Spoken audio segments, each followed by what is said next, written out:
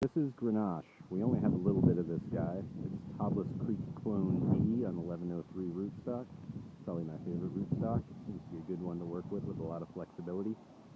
We just planted a little block of it mainly for rosé, but I would really like to do a dry red out of it, just a barrel for the wine club this year, so we're kind of holding out for a little more ripeness.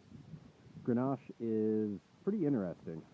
It, as you can tell just by looking at the canes, it's very leafy, and they have this interesting interlocking pattern, almost like Montepulciano in a way. You can see, just because of the way it shades itself, it makes sense that it does well in warm climates. That's why it's, the main grape in Spain. Pretty notorious for high alcohol and low acid. We're kind of in a holding pattern with it right now.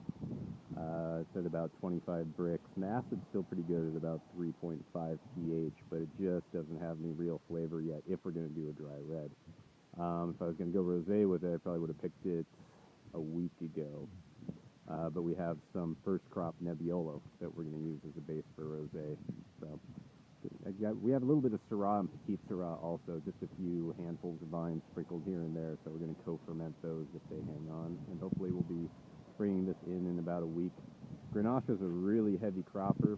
If you look at the ground, you can see all the thinning I did back in August. Pretty much bringing it down to one bunch per cane, and the bunches still are quite large.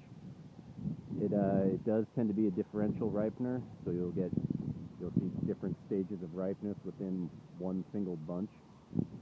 And interesting thing about Grenache, it's kind of like Pinot and Nebbiolo. It doesn't like too much direct sun, though, despite being a warm climate grape.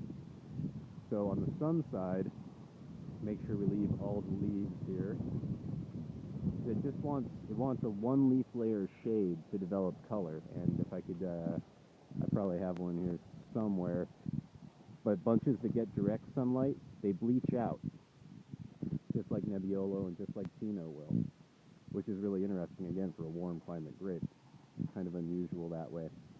But it's really fascinating, and these vines are only 4 years old, and the canopy is already completely full and developed. It's very vigorous, at least here in Lake County. I mean, it's shocking how well it's doing. And you can see it's starting to, the basal leaves are starting to go a little bit. So it's pretty much reaching the end of the season, so just going to pay attention, see how far we can push it, and see what we can do with it. Last year we did rosé with it that turned out really nicely. Picked it pretty young and fermented it down to 5 bricks on the skins and then pressed it, which gave it some tannin and texture that really worked well. So, but since we're going to do the same with Nebbiolo this year, we'll see what happens.